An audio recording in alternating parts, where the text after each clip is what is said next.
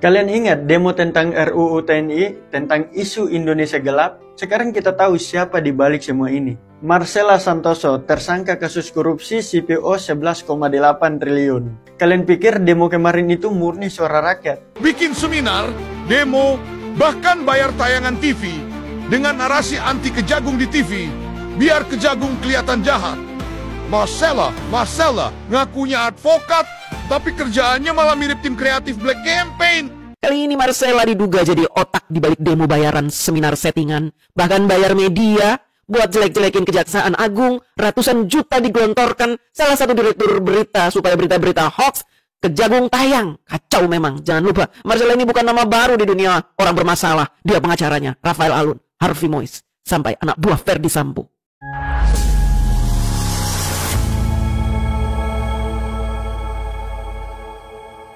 Assalamualaikum warahmatullahi wabarakatuh, saudara-saudaraku sebangsa dan setanah air.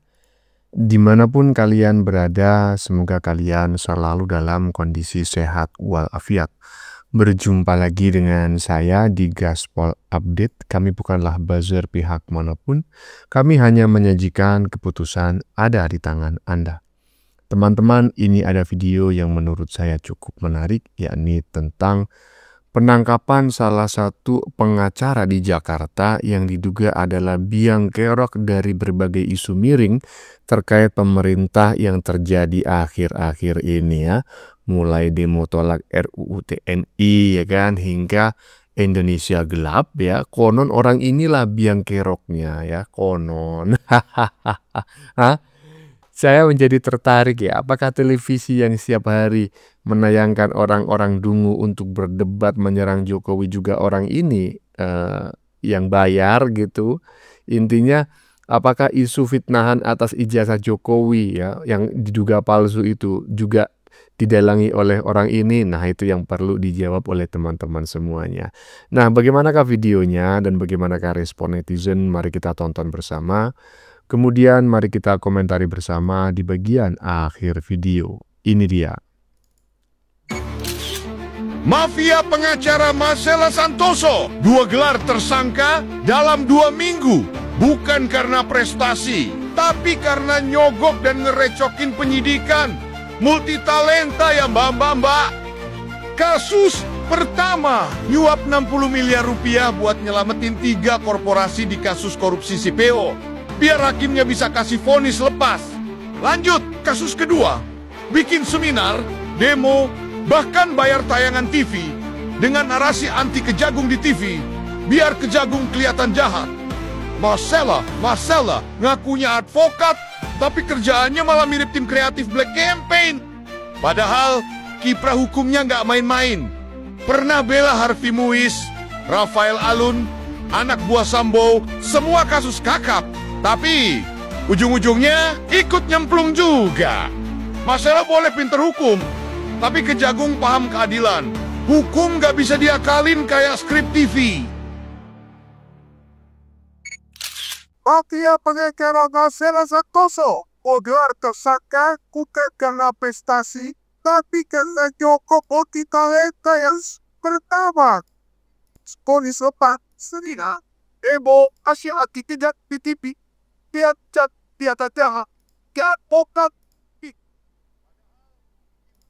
Iya, jadi inilah biang kerok yang selama ini Black Campaign terkait Kejaksaan Agung gitu ya. Dan saya tidak mengerti kenapa orang ini juga disangkut pautkan dengan isu-isu lain yang terjadi di Indonesia akhir-akhir ini ya. Mulai demo Indonesia gelap, kemudian juga tolak RUU rancangan undang-undang TNI ya kan. Nah, ini sangat santer sekali. Orang inilah yang dianggap biang kerok utama terkait 2 isu besar tersebut yang beberapa waktu lalu pernah viral di Indonesia gitu ya. Nah, apakah 2 isu itu memang sengaja dikembangkan untuk menutupi kasusnya ya yang korupsi CPO itu? Nah, itu yang perlu diungkap ya kan, dan bukan saya yang mengungkap, itu harus pihak kepolisian yang mengungkapnya ya. Lanjut. Saya Marcella Santoso. Terima kasih saya diberikan kesempatan untuk membuat video ini. Saya ingin menyampaikan sampaikan dari hati saya yang paling dalam terkait dengan perkara pasal 21 kasus IMA, kasus CPO, dan kasus bulan, bahwa saya menyadari di dalam proses penanganan perkara ini terdapat postingan yang sebenarnya sama sekali tidak terkait dengan perkara yang ditangani, antara lain terkait dengan isu kehidupan pribadi Bapak Jaksa Agung, isu Pak Pajamitsus, isu Bapak Dirdi, dan bahkan terdapat juga isu pemerintahan Bapak Presiden Prabowo seperti petisi RUU TNI dan juga Indonesia Gelap. Bahwa saya sangat menyesali dan sangat menyadari bahwa apapun dan bagaimanapun ceritanya, baik itu kelalaian saya tidak mencek ulang isi konten, ataupun kelalaian dan luputnya saya mengecek dan meneliti kembali dan fokus terhadap apa yang disampaikan, saya menyadari bahwa konten-konten tersebut memberikan rasa sakit bagi pihak-pihak yang terkait dan terhadap. Untuk itu dari hati yang paling dalam saya sampaikan penyesalan dan saya meminta maaf kepada bapak-bapak dan mungkin pihak lain yang terkait dan terdampak, bahwa saya sejujurnya tidak pernah merasa ada ketidaksukaan atau kebencian secara pribadi, baik dengan institusi ataupun dengan pemerintahan ataupun dengan personal, karena di dalam chat saya dan sudah dimasukkan ke dalam BAP, salah satunya terdapat percakapan yang saya antara saya dan rekan saya sampaikan bahwa ada baiknya juga APH ini seperti Bapak Febri. Dan sebenarnya pendapat pribadi saya juga salut dengan warna penegakan hukum dan semangat penegakan hukum yang begitu tinggi di dalam institusi ini. Itulah pendapat pribadi saya, sehingga saya tidak pernah ada kebencian pribadi dengan institusi ini ataupun pemerintah. Bahwa hingga terdapat konten-konten yang ternyata baru saya ketahui banyak juga di dalam pendidikan ini, saya apapun dan bagaimanapun ceritanya saya sampaikan dan minta maaf, terutama bagi pihak-pihak yang tersakiti dan terdampak. Ya, sambil nangis, Marcella Santoso ngaku buat konten negatif Jaksa Agung dan pemerintahan Prabowo. Ya, itu yang memang saya tangkap, ya kan. Tetapi tadi ketika yang bersangkutan ini menyebut tentang apa tadi, RUU perampasan aset, bukan RUU perampasan aset koruptor ya, RUU TNI, kemudian juga Indonesia Gelap. Nah, itu saya kurang begitu memahami apa yang disampaikan oleh yang bersangkutan ya. Apakah memang itu isu sengaja dia buat untuk menutupi kasusnya ya, menutupi korupsi 11 triliun kalau nggak salah ya, korupsi 11 triliun terkait CPO itu, ataukah bagaimana, saya kurang mengerti teman-teman ya. Mungkin teman-teman yang perlu memberikan pemahaman kepada saya di kolom komentar biar saya juga lebih paham gitu loh. Ya bisa jadi saya yang memang kurang paham, atau memang orang ini ngomongnya kurang begitu jelas atau saya kurang konsentrasi, ya itulah pokoknya ya. Lanjut. Nah kan, akhirnya terungkap juga dalang sebenarnya di balik demo-demo kemarin. Kalian ingat demo tentang RUU TNI, tentang isu Indonesia Gelap? Sekarang kita tahu siapa di balik semua ini. Marcella Santoso, tersangka kasus korupsi CPO 11,8 triliun. Kalian pikir demo kemarin itu murni suara rakyat? Ternyata cuma alat untuk mengalihkan isu besar. Korupsi triliunan rupiah, kelompok bayaran, pura-pura bela rakyat, padahal bela kepentingan diri sendiri. Kalau kalian memang peduli rakyat, kenapa nggak demo desa pengesahan rancangan undang-undang perampasan aset koruptor? Padahal rancangan undang-undang ini penting banget buat selamatkan uang negara dari maling-maling berdasi. Jangan mau ditipu, saatnya bersatu, desak DPR sahkan rancangan undang-undang perampasan aset, biar koruptor nggak bisa ngumpet dan nikmati uang rakyat seenaknya. Ingat, rancangan undang-undang perampasan aset ini bukan sekedar aturan biasa. Ini adalah senjata hukum untuk mengambil kembali harta hasil kejahatan korupsi, bahkan tanpa harus menunggu pelaku divonis terlebih dahulu. Kenapa ini penting? Karena banyak kasus di mana koruptor sudah meninggal atau melarikan diri, tapi uangnya nggak bisa diambil negara. karena sistem hukum kita masih lemah dalam menjerat aset yang disembunyikan pakai nama orang lain. Dan karena rakyat berhak tahu bahwa uang mereka tidak hilang sia-sia. Sebenarnya Indonesia itu kaya luar biasa. Kita punya tambang emas, tambang nikel, batu bara, minyak, dan gas. Bahkan kita punya sawit, hasil pertanian, laut yang luas, dan kekayaan hayati. Tapi kenapa rakyat masih banyak yang miskin? Karena kekayaan alam itu selama ini tidak dinikmati secara adil. Sebagian besar dirampas oleh oknum koruptor dan elit yang haus kekuasaan. Mereka menumpuk harta dari hasil merampok uang rakyat. Sementara rakyat kecil disuruh diam, bahkan dibodohi lewat demo-demo bayaran. Sadar atau tidak, setiap rupiah yang dikorupsi itu artinya anak-anak tidak bisa sekolah dengan layak, warga desa sulit dapat fasilitas kesehatan, jalan rusak tidak diperbaiki, subsidi berkurang, dan negara jadi lambat untuk maju. Jadi sekarang mari buka mata, demo yang kelihatannya peduli rakyat belum tentu murni. Tanya dulu siapa sponsornya, apa motifnya. Jangan ikut-ikutan kalau kalian gak ngerti isi permainannya. Ayo jadi rakyat yang melek hukum, melek politik, dan melek kepentingan. Edukasi teman-temanmu, jangan biarkan dirimu dipakai jadi pion oleh mereka yang ingin menutupi kejahatan besar di balik layar. Silakan komen, salam anak muda dari... Nah, dari sini saya baru ngerti nih, ya kan. Terima kasih Mas netizen ya, yang telah Mas konten kreator yang sudah memberikan pemahaman. Jadi orang ini terlibat kasus korupsi CPO ya senilai 11,8 triliun ya, bernama Marcella Santoso. Ini berprofesi sebagai seorang pengacara gitu ya. Jadi ini peringatan bagi Mbah Egy ya. Jangan kau mentang-mentang pengacara, kemudian juga korlap kawin kontrak dan juga itu si tompel ya. Kau jangan terlalu gaya-gayaan gitu ya, sok paten kali kau sebagai seorang pengacara. Ini juga seorang pengacara loh. Kalau dia melanggar hukum, ya kan, ya dijerat hukum. Emang apa bedanya pengacara dan bukan pengacara kalau dia melakukan pelanggaran hukum? Pengacara itu kan dilindungi ketika dia beracara membela kliennya baik di dalam persidangan maupun di luar persidangan. Tetapi kalau tidak sedang beracara, ya macam kayak pengacara ini ya kan, dia korupsi CPO 11,8 triliun, nggak ngerti ini gimana ceritanya.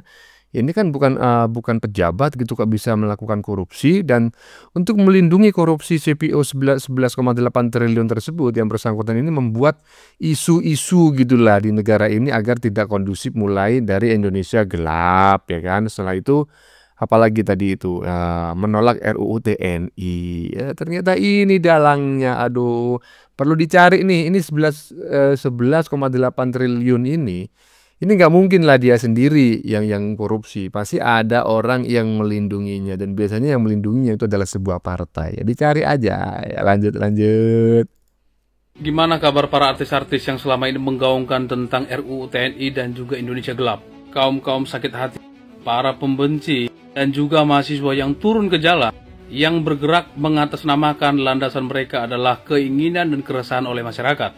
Setelah bos buzzer, orang-orang yang telah menggoreng opini-opini dan narasi-narasi tentang RUU TNI dan juga Indonesia gelap ditangkap, apa pendapat kalian? Mereka dengan sengaja memanfaatkan orang-orang bodoh dan orang-orang dungu, orang-orang pintar yang tidak bermoral. Demi apa? Demi membuat sebuah kericuhan, mempercayai sesuatu hal, membuat narasi-narasi yang menyesatkan. Tujuannya satu, merendahkan pemerintah, menghujat, menarasikan ketidakadilan, membodohi orang yang bodoh, menggerakkan orang-orang yang mudah diadu domba. Dan hari ini kita telah menyaksikan bos buzzer telah ditangkap. Masihkah punya rasa malu?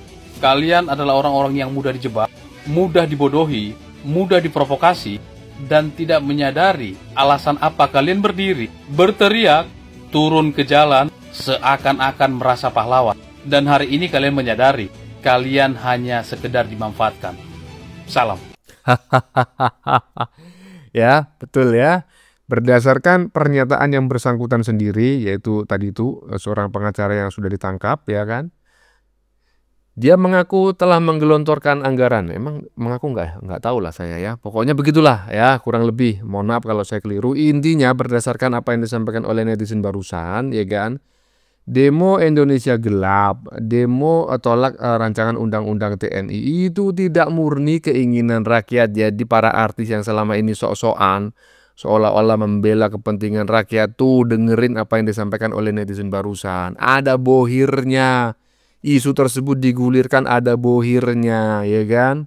Dan saya belum yakin bahwa seorang perempuan yang masih cukup muda tersebut sendirian dalam melakukan aksi korupsi 11,8 triliun terkait CPO tersebut ya. Saya yakin ada orang-orang atau pihak ya yang secara sistematis melindunginya gitu ya. Menurut saya itu adalah orang yang ya mungkin saat ini yang terungkap gitu. Ya kan, tapi jangan berhenti di situ gitu loh. Ungkap siapa aktor di balik semua itu, karena saya yakin dia nggak bekerja sendirian.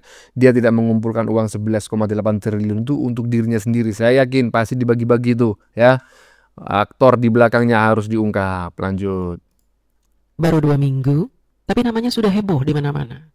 Marcella Santoso, pengacara 1 juta masalah jadi tersangka. Kasus pertama langsung berat. Marcella terseret suap 60 miliar. Hakim Pengadilan Negeri Jakarta Pusat. 3 perusahaan besar bebas dari vonis korupsi. Gila ya, belum sempat klarifikasi, 3 hari kemudian tersangka lagi. Kali ini Marcella diduga jadi otak di balik demo bayaran seminar settingan, bahkan bayar media buat jelek-jelekin Kejaksaan Agung, ratusan juta digelontorkan salah satu direktur berita supaya berita-berita hoax Kejagung tayang. Kacau memang. Jangan lupa, Marcella ini bukan nama baru di dunia orang bermasalah. Dia pengacaranya, Rafael Alun, Harvey Mois, sampai anak buah Ferdi Sambo. Pertanyaannya, masih pantaskah Marcella Santoso dipanggil advokat? Atau sudah waktunya Marcella masuk jeruji besi hukum karena nggak pernah bersih? Assalamualaikum warahmatullahi wabarakatuh. Jumpa lagi dengan saya di Channel General. Sudah berapa kali saya bilang bahwa demo-demo, tagar-tagar, ajakan-ajakan, teriakan-teriakan itu berasal dari para buzzer. Dan buzzer-buzzer ini, saya sering bilang, mereka dibiayai oleh bohir-bohir. Oleh siapa? Oligarki-oligarki. Orang-orang, pengusaha-pengusaha, koruptor-koruptor. Yang berkuasa, menguasai sebuah usaha. Mereka tidak mau miskin, tidak mau diganjal, tidak mau dipersempit ladang usahanya, sehingga mereka membayar buzzer-buzzer untuk menyembunyikan diri mereka dari kejaran pihak berwenang. Kemarin itu teriakan-teriakan Indonesia gelap. Yuk kabur aja dulu. Kita revolusi. Ada RUU TNI ini bahaya nih buat kita. Begini begitu.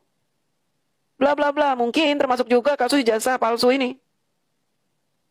Jadi para koruptor ya yang sudah mulai deg-degan karena sudah terendus kejahatannya, mereka langsung nggak tanggung-tanggung keluarkan duit untuk membayar para buzzer.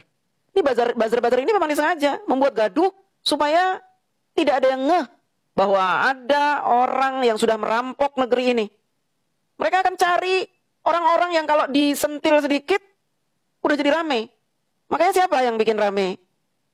Tokoh-tokoh siapa yang diisukan dan bikin rame? Jokowi, Gibran. Itu yang mereka goreng-goreng itu. Yang nggak ada diada-adakan. Emang brengsek ini. Ya, bohir-bohir ini. Kurang ajar. Dan salah satu bohirnya sudah ngaku. Jumlah total uang yang diterima oleh MAM dari MS sebanyak 864.500.000 rupiah. Tersangka MAM atas permintaan tersangka MS bersepakat untuk membuat tim Cyber Army dan membagi tim tersebut menjadi 5, yaitu tim Mustafa 1, tim Mustafa 2, tim Mustafa 3, tim Mustafa 4, dan tim Mustafa 5 yang berjumlah sekitar 150 orang buzzer. Kemudian merekrut, menggerakkan, dan membayar buzzer-buzzer tersebut dengan bayaran sekitar 1,5 juta rupiah per buzzer untuk merespon dan memberikan komentar negatif. Dan mereka jumlahnya bukan 1, 2, bukan banyak. Untuk apa? Membuat gaduh. Jadi kalau Indonesia ini udah gaduh, orang jadi tidak terfokus untuk hal-hal yang merugikan negara. Yang paling cepat berita bikin gaduh apa? Ya Jokowi. Berita Pak Jokowi begini begitu. Bahkan Pak Jokowi alergi aja dibesar-besarkan sama mereka ini. Mereka membuat gaduh, membuat berita-berita bohong. Pak Jokowi katanya kena azab lah, ini efek mubahalah lah, ini doa dari rakyat yang sudah disengsarakan lah. Siapa yang komen-komen di akun-akun laknatullah ini? Yang membesar-besarkan alergi Pak Jokowi ini? Seolah ini azab lah apalah. Masa Pak Jokowi nggak boleh sakit? 10 tahun Pak Jokowi nggak pernah sakit. Giliran alergi udah dibesar-besarkan. Katanya efek mubahalah, efek ini, efek itu. Emang brengsek. Buzzer-buzzer ini brengsek, teman-teman. Ternyata mereka dibayar. Nanti akan ketangkap ini semua satu persatu. Setelah si Marcella ini ngomong, nanti akan ketangkap semua itu. Orang-orang yang sudah dia bayar siapa nih? Misalkan partai. Ya, petinggi partai dibayar nih misalkan sama si Marcella nih. Nanti petinggi partai ditangkap akan ngomong, saya bayar ini. Akan tangkap semuanya, modar semuanya itu ya. Modar. Selamat malam Bapak-Bapak, saya Marcella Santoso. Terima kasih saya diberikan kesempatan untuk membuat video ini. Saya ingin menyampaikan dari hati saya yang paling dalam terkait dengan perkara pasal 21, kasus timah, kasus CPO, dan kasus bulat, bahwa saya menyadari di dalam proses penanganan perkara ini terdapat postingan yang sebenarnya sama sekali tidak terkait dengan perkara yang ditangani, antara lain terkait dengan isu kehidupan pribadi Bapak Jaksa Agung, isu Bapak Jampitsus, isu Bapak Dirdik, dan bahkan terdapat juga isu pemerintahan Bapak Presiden Prabowo seperti petisi RUU TNI dan juga Indonesia Gelap. Bahwa saya sangat menyesali dan sangat menyadari bahwa apapun dan bagaimanapun ceritanya, baik itu kelalaian saya tidak mengecek ulang isi konten ataupun kelalaian dan luputnya saya mengecek dan meneliti kembali dan fokus terhadap apa yang disampaikan, saya menyadari bahwa konten-konten tersebut memberikan rasa sakit bagi pihak-pihak yang terkait dan terdampak. Untuk itu dari hati yang paling dalam saya sampaikan penyesalan dan saya meminta maaf kepada bapak-bapak dan mungkin pihak lain yang terkait dan terdampak, bahwa saya sejujurnya tidak pernah merasa ada ketidaksukaan atau kebencian secara pribadi, baik dengan institusi ataupun dengan pemerintahan ataupun dengan personal. Karena di dalam chat saya dan sudah dimasukkan ke dalam BAP, salah satunya terdapat percakapan yang saya antara saya dan rekan saya sampaikan bahwa ada baiknya juga APH ini seperti Bapak Febri. Dan sebenarnya pendapat pribadi saya juga salut dengan mana penegakan hukum dan semangat penegakan hukum yang begitu tinggi di dalam institusi ini. Itulah pendapat pribadi saya, sehingga saya tidak pernah ada kebencian pribadi dengan institusi ini ataupun pemerintah. Bahwa hingga terdapat konten-konten yang ternyata baru saya ketahui banyak juga di dalam pendidikan ini, saya apapun dan bagaimanapun ceritanya saya sampaikan sebenarnya untuk bagi pihak-pihak yang tersakiti dan terdampak, bahwa saya tidak bisa melakukan apapun. Saya sebagai manusia, saya hanya bisa meminta maaf dan saya akan berdoakan bahwa rasa sakit, rasa ketidaknyamanan yang dialami oleh pihak yang terkait dan terdampak akan dipulihkan oleh Tuhan dan akan dibalas dengan berkat dan berkah yang selalu berlimpahan dan melindungi perjalanan karir Bapak-Bapak ke depan dan perjalanan pemerintahan Indonesia yang sangat saya cintai ini. Semoga minta maaf sih bisa terbuka setidaknya bagi saya, dan saya berdoa untuk yang terbaik ke depannya Bapak-Bapak semua. Terima kasih. Amin ya rabbal alamin. Sementara kita YouTuber Nusantara yang sering dituduh katanya bayaran, cair. Kita mau santai. Karena kita bicara berdasarkan fakta. Kita selalu membela kebenaran. Dan ketika kita melakukan itu, kita melakukannya dengan riang gembira, tidak ada tekanan. Tidak perlu kita mencari-cari berita-berita bohong, ngulik-ngulik orang, memfitnah si A, si B, si C. Karena mereka dapat kontrak bayaran tinggi oleh si Marcella brengsek ini, ya. Dia ini udah korupsi, kemudian dia membuat Indonesia gaduh supaya apa? Supaya dia bisa berkelit, bisa kabur. Ternyata ketangkap juga. Pas sudah ketangkap, ternyata efek dari usaha dia untuk menutup-nutupi korupsinya dia itu imbasnya luar biasa. Indonesia jadi gaduh, banyak yang demo, disangkanya orang-orang awam, Indonesia benar-benar kacau ya, ekonominya itu buktinya banyak yang demo loh. Itu ada demo Indonesia Gelap, demo revolusi itu sampai bakar-bakar DPRD di Malang itu.